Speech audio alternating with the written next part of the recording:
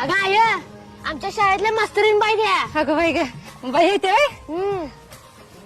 कवा शाळेत नाव घालायला आलती बघा ह्याचं. नंतर नाही वा झालं कामामुळे जमतच नाही बघा यायला. करतोय ना अभ्यास नीट करतोय ना. मारून धुपटून त्याला शिकवते. हाय की मी शिकवायला. तुम्ही काय बी काळजी करू नका, बिंदास राहा. चल बाई का. मम्मी हे बघ माझी अंजली मिस. अरे पण मागच्या वेळेला वेगळ्या मिस होत्या ना. हा या मंथ पासून मी जॉईन झाली. हे हाय देवांश.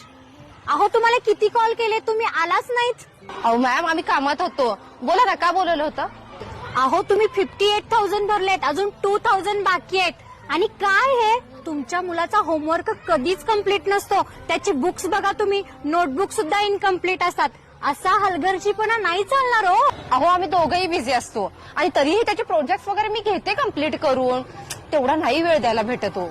अहो मग ट्युशन्स लावा. आता त्याला ट्युशन्स लावायचं म्हटलं की त्याची वेगळी फी येणार.